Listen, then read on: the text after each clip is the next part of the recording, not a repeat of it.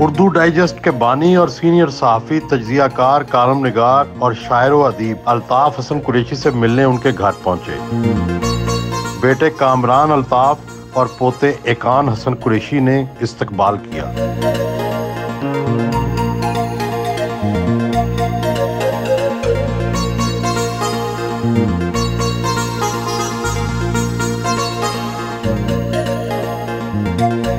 ماشاءاللہ زندگی کی 92 بہاریں دیکھ چکے ہیں، 62 سال سے عملی صحافت میں ہیں۔ یہ فرمائیے کہ اس سارے دور میں پاکستان میں بہار کب آئی اور خزاں کب؟ ہمارے ہاں بہار اور خزاں دونوں کا تعین کرنا بڑا مشکل ہے، کیونکہ عموماً یہ ہے کہ جس کو ہم عہد بہار کہتے ہیں، جب اس کو قریب سے دیکھا تو وہ بھی خزاں رسیدہ نظر آئی۔ لیکن بہرحال اس کے باوجود میں یہ سمجھتا ہوں کہ ہمارے پاکستان میں صحافت نے بہت اہم کردار ادا کیا مختلف اوقات میں، اور جب یہاں حکومت میں عابریت پائی جاتی تھی اور صحافت کی جو آزادی تھی ان کا گلا گھونٹا جاتا تھا، تو صحافیوں نے، ادیبوں نے، شاعروں نے اس کے خلاف جد و جہد کی، اور ان کی جد و جہد عموماً کامیابی صاحب کردار ہوئی۔ اور سیاست کا اور صحافت کا تو تعلق آپ کو پتہ ہی ہے، بڑا قریبی ہے، کیونکہ صحافت جو ہے وہ دراصل سیاست ہی کا ایک عکس ہے، اسی کی وہ تشکیل ایک دوسرے کرتے رہتے ہیں۔ تو یہی حال میرے خیال میں سیاست کا بھی یہی حال رہا ہے۔ آپ نے پاکستان کے سب سے مقبول اردو ماہنامے کا آغاز کیا، جسے اردو ڈائجسٹ کا نام دیا جاتا ہے، اس کا خیال کیسے آیا؟ ذہن میں تو یہ تھا، اصل میں اس کی جو اس کا پس منظر ہے وہ یہ ہے، ریڈرز ڈائجسٹ کی طرز پر اردو میں اگر ہم ڈائجسٹ نکالیں تو اس کی کامیابی کے بڑے امکانات ہیں۔ خیر پہلے تو ہم نے کہا ان سے کہ بات یہ ہے کہ بھی ہم تو کوئی صحافت سے ہمارا کوئی تعلق ہی نہیں ہے، اور لوگ ہم تو کوئی جانتے ہی نہیں، تو ہم کیا نکالیں گے، تو کون پڑھے گا اس کو؟ تو ایک 5-6 مہینے اسی کشمکش پہ گزرے کہ آیا یہ کام کیا جائے ادا کیا جائے، لیکن خیر پھر بتدریج ابھی یہ احساس ہوا کہ ہاں صحافت کے میدان میں بھی بہت زیادہ کام کرنے کی ضرورت ہے۔ اس وقت آپ کو یاد ہوگا کہ صحافت میں ایک تو ادب میں بھی اور صحافت میں بھی اوریانی جو تھی وہ تیزی سے آ رہی تھی، اور پھر یہ ہے کہ اشتراکیت کا جو تصورات تھے وہ بھی خاصے داخل ہوتے جا رہے تھے، اور بعض اخبارات میں تو ہندوستان کے ساتھ یعنی بہت زیادہ دیار بندی کا رشتہ بھی قائم تھا۔ تو ہم نے سوچا کہ بھی ان سب چیزوں کے لیے ہمیں کوئی ایسا ماہنامہ نکالنا چاہیے جو جس کی تحریریں جو ہو بہت شائستہ پاکیزہ ہو، بیٹی باپ کے سامنے اسے پڑھ سکے اور ہر خاندان کا فرد اسے پڑھ سکے۔ اس کی اشاعت کتنے تک گئی؟ زیادہ سے زیادہ 1.5 لاکھ تک، اور یہ میں سمجھتا ہوں بہت زیادہ تھا۔ اس وقت یعنی روزناموں کی اشاعت بھی 30-40 ہزار سے زیادہ نہیں ہوتی تھی۔ تو یہ اللہ تعالیٰ کا فیصلہ ہوا، ایسا ہوا کہ پہلا ہم نے جو شائع کیا وہ غالباً ڈرتے 2000 شائع کیا۔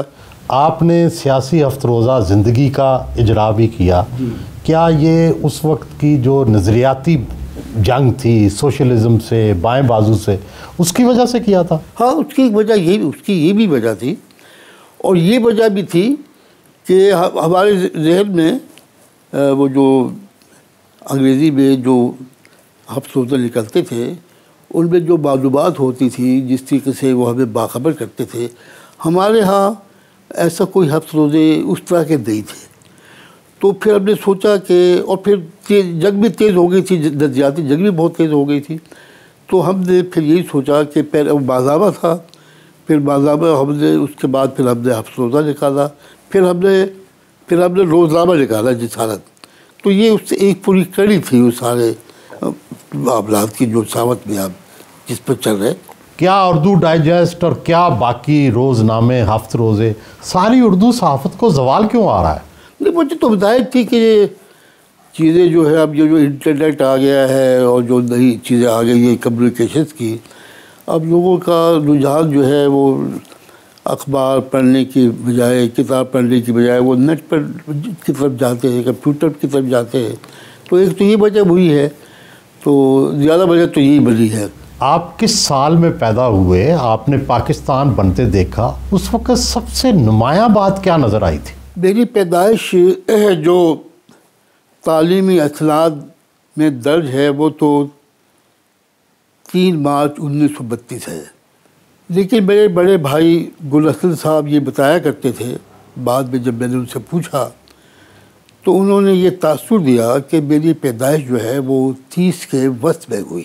باقی جو پاکستان کا، جیسے کہ جب 32 میں بھی اگر پیدائش ہے یا 30 میں بھی ہے، جب پاکستان بن رہا تھا تو اس میں 15 16 17 سال ہی کا ہو زیادہ سے زیادہ. لیکن یہ ہے کہ اللہ کے فضل سے ہمارا گھرانہ جو تھا وہ مذہبی گھرانہ بھی تھا، اس میں اخبار پڑھنے کا بڑا شوق تھا، کتب بینی کا بھی شوق تھا. تو اس کی وجہ سے بہت کم عمری ہی میں بہت سی چیزوں کا علم ہوتا چلا گیا، سیاسی طور پر جو واقعات رونما ہو رہے تھے. تو اس میں سب سے بڑا واقعہ جو مجھے یاد ہے، میں اس وقت شاید 4تھی جماعت میں تھا، تو یہ سن 40 کی قرارداد منظور ہوئی. تو یہ جب قرارداد منظور ہوئی تو ہمارا جو اخبارات تھے، یہ سرسے کے جو اخبار جو آتے تھے وہ دہلی سرسا تھا. یہ کون سا صوبہ تھا؟ یہ صوبہ یہ پنجاب تھا. پنجاب کا یہ جو تھا بہت ہی پسماندہ علاقہ کہلاتا تھا یہ. اور یہ تحصیل کی جو پٹی تھی یہ فیروز پور کے ضلع کے ساتھ جا کے ملتی تھی، جو یقینی طور پر مسلمانوں کا ایک اکثریتی ضلع تھا. جب سن 40 کی قرارداد لاہور منظور ہوئی تو میرے جو کلاس فیلو تھے اس میں ہندو بھی تھے، سکھ بھی تھے. زیادہ تو ہندو سکھ تھے، مسلمان تو بہت کم تھے. ہمارے ہاں مسلمانوں میں اگرچہ آبادی اچھی خاصی تھی، وہاں 20,000 کی آبادی میں ہم کوئی 8,000 سے زیادہ مسلمان تھے، لیکن تعلیم کا، پڑھنے کا شوق بہت کم تھا. تو بہت کم ہمارے لڑکے جو تھے وہ ہائی اسکول تھا. آپ کتنے بہن بھائی ہیں؟ 4 بھائی تھے اور 3 بہنیں والی تھی. جی اب جو ہے بس اب ایک بہن رہ گئی، یہ میری سے چھوٹی بہن ہے، باقی سب کا انتقال ہو گیا. اور والد صاحب کا کیا شغل تھا؟ کیا والد صاحب میرے والد شیخ عبدالحمید صاحب اور عبدالغفار صاحب یہ محکمہ نہر میں پٹواری تھے. آپ نے پھر میٹرک کہاں سے کیا؟ سرسے سے کیا. اور اس میں آپ نے پوزیشن بھی لی؟ جی ہاں، اس میں پہلی پوزیشن میری وہاں آئی. یعنی وہاں مسلمانوں کی پوزیشن تو پہلے بہت کم آتی تھی. مجھ سے پہلے میرے بڑے بھائی اعجاز قریشی صاحب وہ بھی اپنے اسکول میں فرسٹ آئے تھے. ڈاکٹر اسرار احمد بھی آپ کے کلاس فیلو تھے؟ ان کے والد صاحب جو تھے وہ اصل میں وہ ڈپٹی کمیشن کے یا ایس ڈی اوز کے وہ لیڈر تھے. ان کا ٹرانسفر کچھ عرصے کے لیے سرسے ہو گیا. تو اس وقت میں 5 جماعت میں پڑھتا تھا، ڈاکٹر اسرار بھی 5 جماعت میں پڑھتے. تو اس وقت 1 سال اکٹھے ہم نے سرسے میں پڑھا. آپ کی کیا رشتہ داری تھی ان سے؟ وہ میرے پھوپھی زاد بھائی تھے.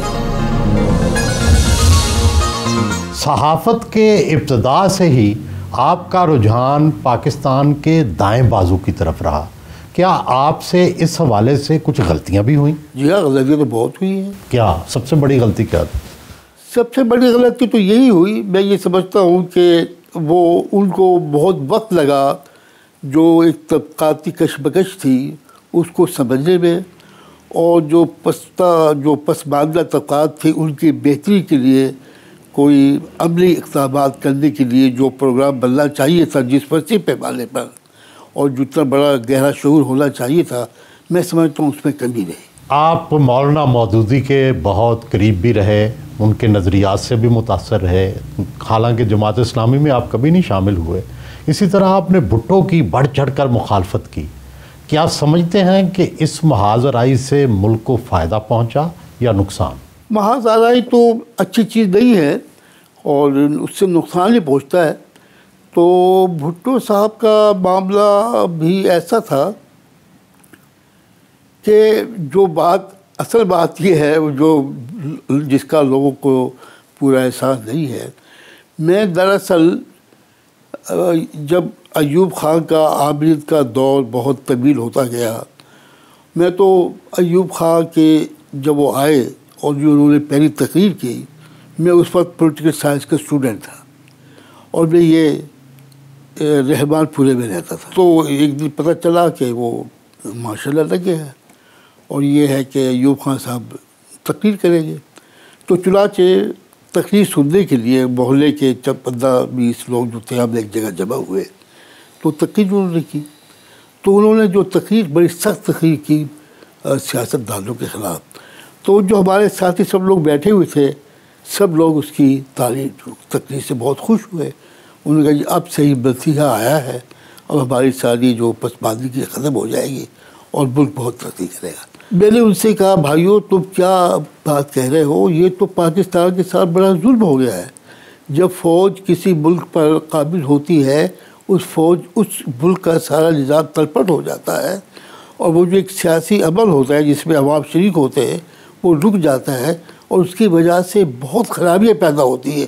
جو میں نے مطالعہ کیا ہے مختلف قوموں کی زندگی کا تو میں سمجھتا ہوں یہ میرے قوم کا بہت سیاہ ترین دل ہے. یہ میں نے اس وقت کہا جب اس سے پہلی تقریر کی. تو میرے ذہن میں تو ایک یہ نقشہ پہلے سے ہی موجود تھا کہ یہ فوجی جو عابریت ہے یہ ہمارے لیے بہت ہی عذاب بن کر نازل ہوئی ہے. تو اس کے اچھا پھر جب ایوب خان کا بہت زیادہ طویل ہوتا گیا تو میرے دل میں یہ خواہش پیدا ہوئی. میں اس وقت اردو ڈائس ہمارا نکال چکا تھا 60 میں. کہ مطلب یہ ہے کہ ماشاء اللہ تو 58 میں آیا تو اس کے 2 سال بعد ہم نے اردو ڈائس نکالا. بڑا مشکل وقت تھا، ایوب خان کا زمانہ تھا، بڑے سخت قوانین تھے. اس کی وجہ سے سب اخبارات میں کوئی بات ایسی نہیں چھپ رہی تھی جو نظام پر تنقید کرتی ہو یا اس کو چیلنج کرتی ہو. تو پھر میرے ذہن میں یہ خیال آیا کہ ایوب خان کے مقابل کوئی اور شخصیت کو ابھارا جائے تاکہ وہ بجائے ہمیں ایوب خان سے نجات ملے اور کوئی نئی قیادت ابھرے جو زیادہ بہتر انداز میں اور جمہوری انداز میں نظام کو چلا سکے. تو میرے اس خیال کے پیش نظر پھر میں نے بھٹو صاحب کو کی جو ساری ان کی سرگرمیاں تھیں ان کا جائزہ لینا شروع کیا اور پھر فیصلہ کیا کہ ان سے انٹرویو کیا جائے. جب میں نے انٹرویو کیا اس وقت بھی میرے ذہن میں یہی خیال تھا کہ بھٹو صاحب کو ایوب خان کے مد مقابل لا کر کھڑا کرنا ہے اور جس کے نتیجے میں ایوب کا جو عہد ہے یہ ختم ہو اور ایک نوجوان آدمی جو نسبتاً نوجوان ہے اور گفتگو بھی وہ بہت عوامی کرتے تھے اس وقت بھی تو وہ اس سے ملک جو ہے. چنانچہ وہ جو انٹرویو شائع ہوا اس میں ان کی شخصیت وہ پھر شائع ہوا اور پھر یہ ہوا کہ اس پاکستان ٹائمز نے اس انٹرویو کو پہلے صفحے پر 8 کالمی سرخی کے ساتھ شائع کر دیا. تو بات کہیں سے کہیں پہنچ گئی. چنانچہ اس انٹرویو کے نتیجے میں بھٹو صاحب جو تھے وہ کابینہ سے فارغ کیے گئے. یہ میرے خیال میں جون 1 جون 1966 کو یہ انٹرویو اردو ڈائس پہ شائع ہوا تھا اور اسی دن یہ پاکستان ٹائمز میں بھی شائع ہوا. تو میں حسب معمول 1 تاریخ کو اپنا گھر سے دفتر آیا کوئی 8:30 بجے کے قریب. تو میں جب آیا تو وہاں کمرے کے اندر جو میرا ٹیلی فون تھا اس کی گھنٹی بج رہی تھی مسلسل. تو خیر میں گیا جا کے اٹھایا فون تو کسی نے آواز آئی کہ بھی تم کون بات کر رہے ہو. میں نے کہا میں الطاف حسن قریشی بات کر. اچھا تو آپ اردو ڈائس کے ایڈیٹر ہیں؟ میں کہا جی ہاں. کہ آپ وزیر خارجہ بھٹو صاحب آپ سے بات کرنا چاہتے ہیں. میں نے کہا کرا دیجیے. خیر وہ آگے لائن پر آ گئے. بڑے سخت لہجے میں انہوں نے گفتگو کی کہ الطاف تم نے کیا کیا، جو میں نے تم سے آف دی ریکارڈ باتیں کی تھی وہ تم نے شائع کر دی اور یہ تو اخلاقی جو صحافت کے اخلاق اس کے خلاف کام کیا. میں نے کہا جی یہ تو میں نے تو کوئی چیز ایسی شائع نہیں کی، جو کچھ آپ نے کہا وہی میں شائع کیا، اور آپ نے مجھے نہیں کہا کہ یہ باتیں جو ہے یہ آف دا ریکارڈ ہے، اور آپ نے مسلسل ایک اسی میں کہ نہیں تم نے غلط کیا اور یہ ہوا. اور ایوب صاحب جو ہے، صدر ایوب صاحب بہت ناراض ہے، وہ تمہارا جو پیپر ہے پر اردو رائز کو اس سے ضبط کرنا چاہتے ہیں اور کینسل کرنا چاہتے ہیں اس کا ریگولیشن کا، اور تمہیں گرفتار کرنا چاہتے ہیں اور پریس ضبط کرنا چاہتے ہیں. تو اس لیے تو فوری طور پر اس کی تردید شائع کر دو. اچھا وہ تھا کیا جس کی وجہ سے سارا کھلبلی بچھی؟ ہوا یہ کہ میں نے ان سے ایک سوال پوچھا کہ بھی ہندوستان جو ہے وہ اپنی بالادستی قائم کرنا چاہتا ہے، تو کیا پاکستان کو وہ بالادستی قبول کرنی چاہیے یا کوئی آزاد روش اختیار کرنی چاہیے؟ اس پر وہ بھٹو صاحب جو تھے وہ ان کا تو سبجیکٹ تھا، تو وہ اس پر کافی تفصیل سے انہوں نے گفتگو کی. اس نے کہا ہم بھارت کی بالادستی کبھی قبول نہیں کریں گے، وہ بڑا بدمعاش ملک ہے، اور اس نے ہمیشہ یہ کوشش کی ہے کہ کوئی مذہب ہندو مذہب کے سوا کوئی مذہب جو ہے وہ بھارت میں پلپنے نہ پائے. انہوں نے بدھ مت کو جین مت کو اپنے اندر جذب کر لیا، ان کے لوگوں کو وہاں سے نکال دیا.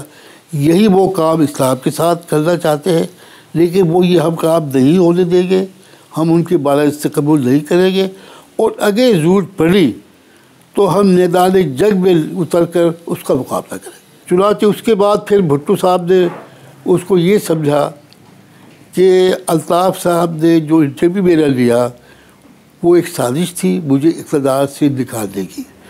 چنانچہ پھر وہ جب پیپلز پارٹی بن گئی اور پھر وہ اس کے بعد پھر 70 کا الیکشن کیا مرحلہ آیا، تو انہوں نے اپنی پوری کمپین میں ہمارے خلاف یہ کہا کہ ہم قریشی، یہ جو اس کو قریشی برادران کا نام بھی سب سے پہلے مولانا کوثر نیازی صاحب نے قومی اسمبلی میں تقریر کرتے ہوئے ہمیں یہ خطاب دیا تھا.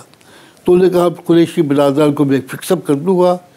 یہ وہ ساری جو ان کی کمپین تھی اس میں چند لوگوں کا ذکر کرتے تھے، اس میں ہمارا ذکر بھی کرتے تھے کہ میں ان کو فکس اپ کر دوں گا.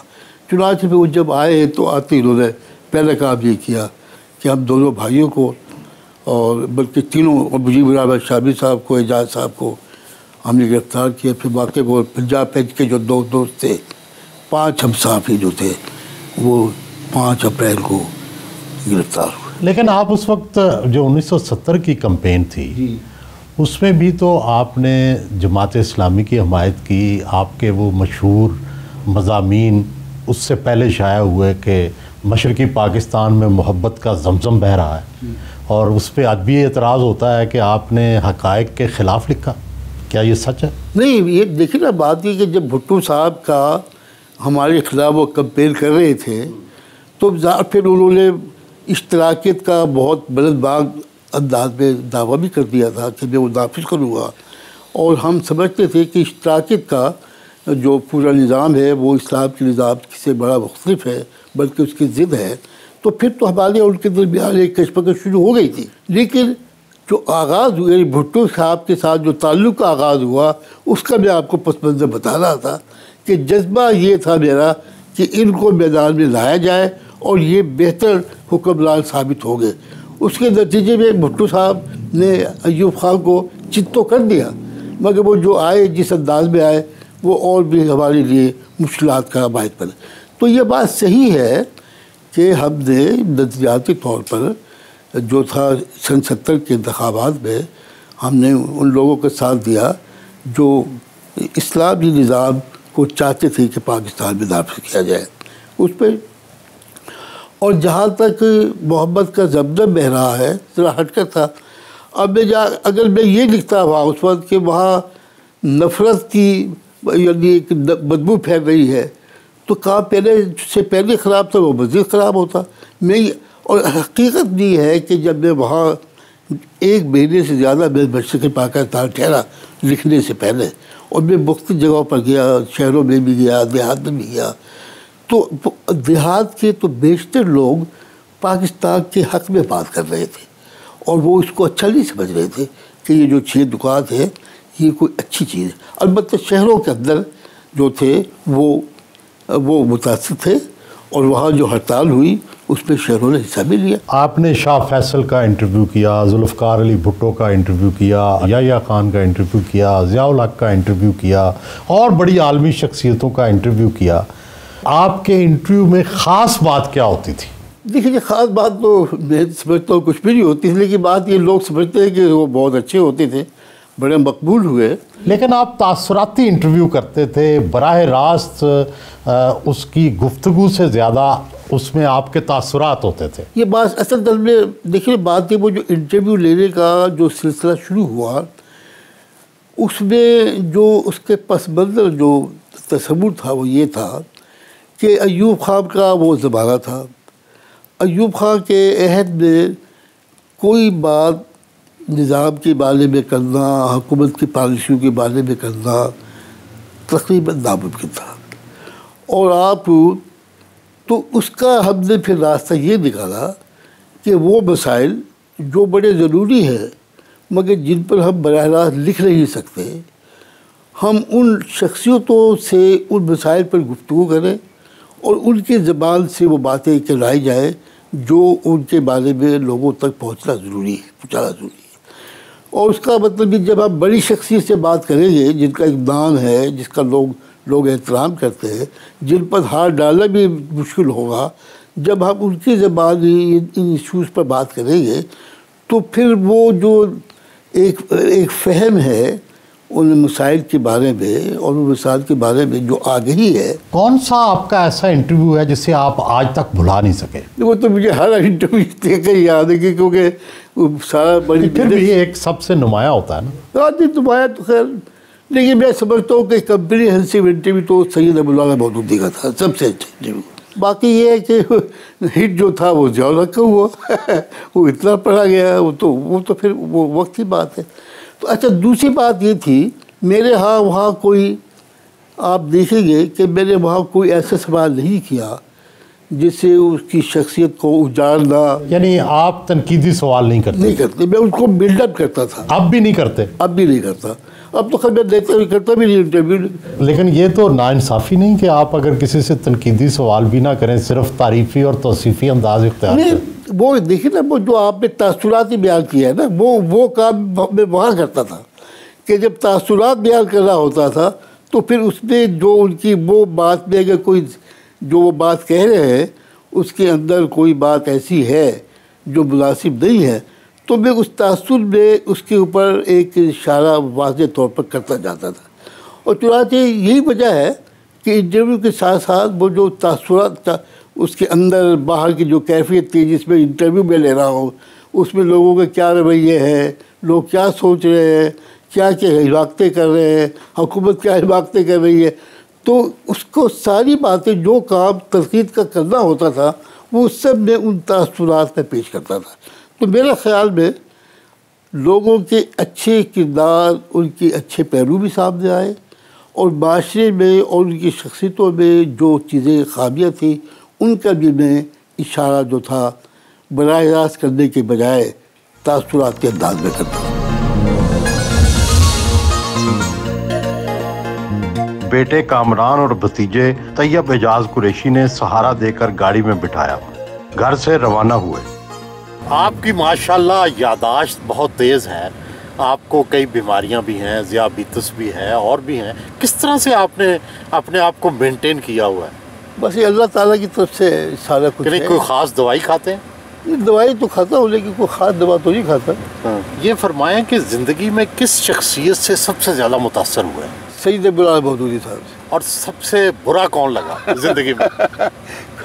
برا کوئی بھی نہیں لگا۔ نہیں پھر بھی نہیں کوئی نہیں لگا۔ بادشاہوں سے، حکمرانوں سے ملتے رہے، پیسے، پلاٹ وغیرہ تو بہت کچھ کمایا ہوگا۔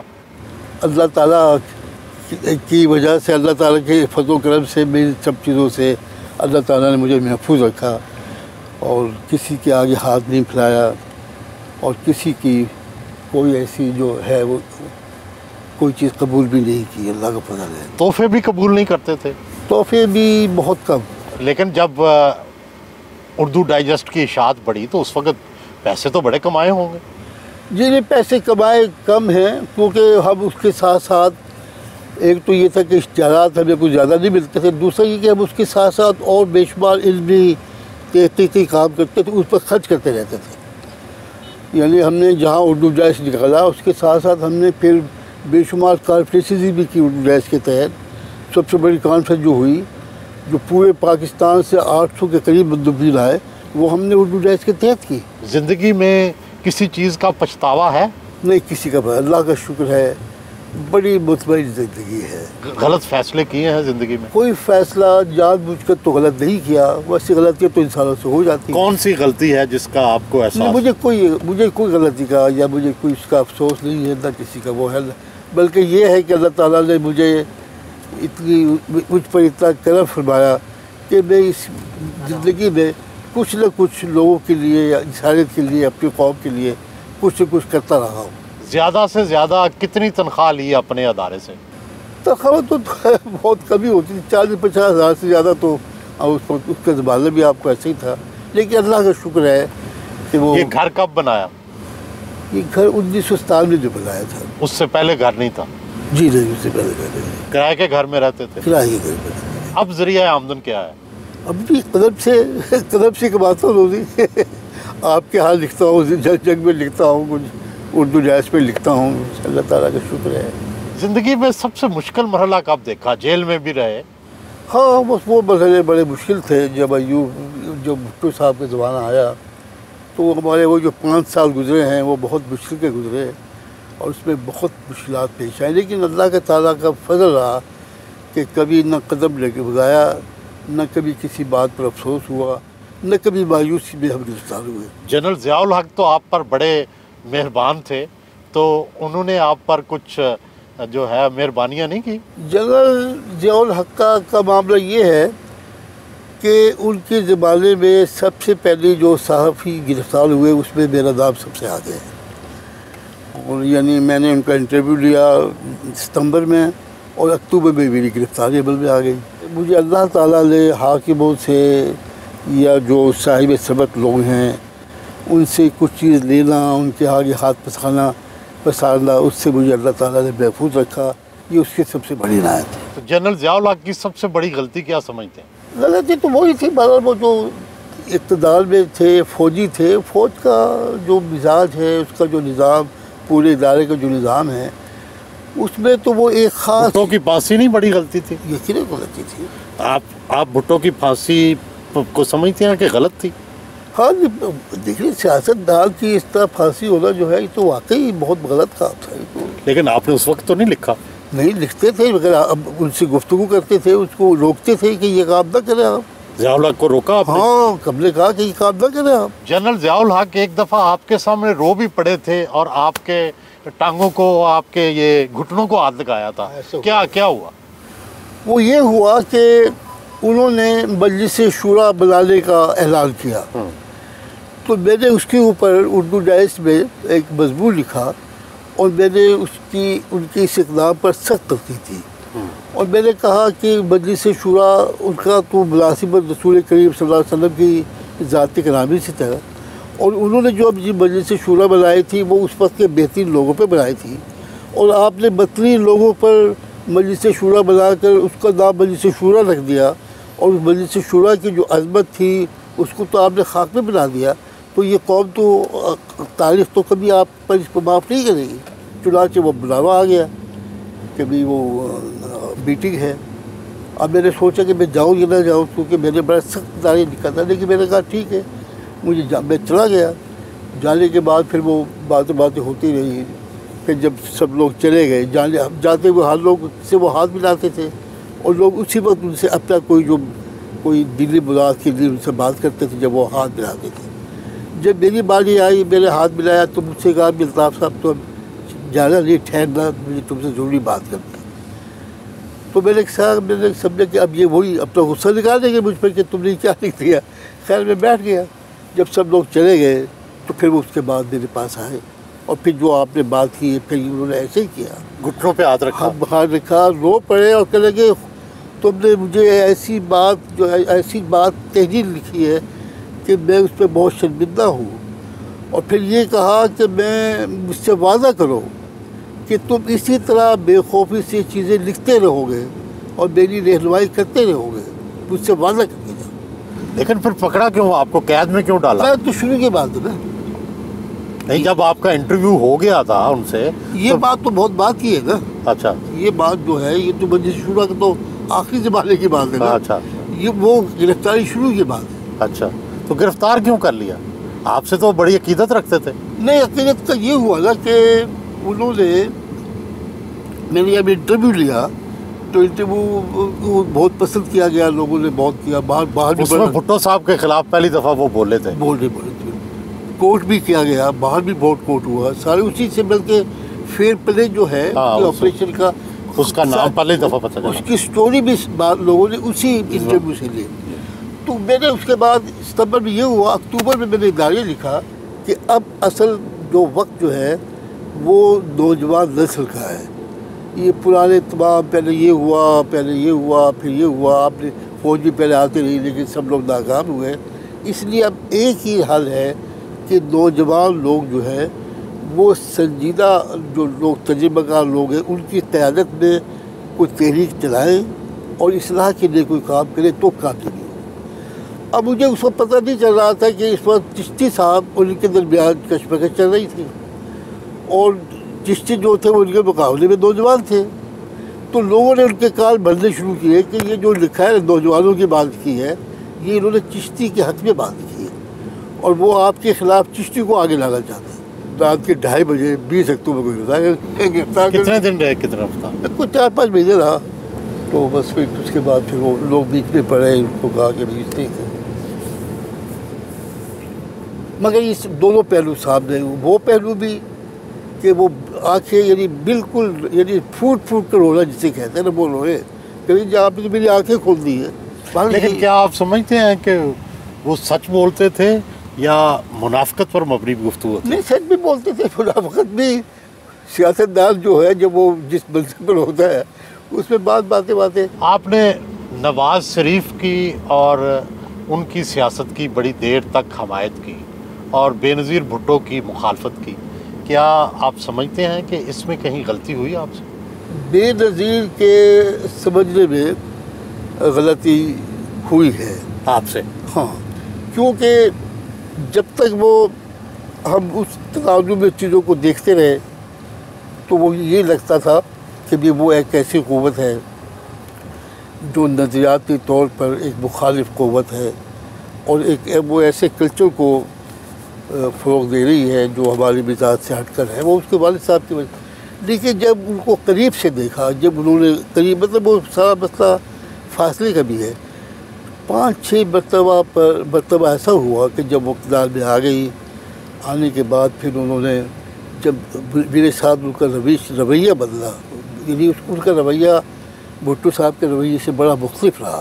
اب آپ کو افسوس ہوتا ہے اس مخالفت؟ ایسا نہیں، ہم نے دیکھیں نا، ہم نے جو مخالفت کی اس میں ایک بات کا خیال رکھا کہ کوئی اخلاق سے گری ہوئی بات نہیں کریں گے، کوئی ایسی بات نہیں کریں گے جو جذبات پہ بس دلائل کی بنیاد پہ بات کریں۔ ٹھیک ہے، جو نواز شریف صاحب کے بارے میں آپ کا اندازہ تھا، البتہ آپ نے جماعت اسلامی جس کے ساتھ آپ ہمیشہ جڑے رہے، اس کو بھی چھوڑ کے آپ نے نواز شریف کا ساتھ دیا، تو اب کوئی اس پہ افسوس یا آپ کو یہ احساس ہو کہ آپ نے ٹھیک کیا تھا؟ کہ ہم یہ سمجھتے تھے کہ جماعت اسلامی اور نواز شریف کی جو جماعت ہے وہ مل کر اگر انتخابات لڑیں گے تو جماعت اسلامی کو کچھ فائدہ ہوگا، اگر نہیں لڑیں گے تو جماعت اسلامی کو نقصان ہوگا۔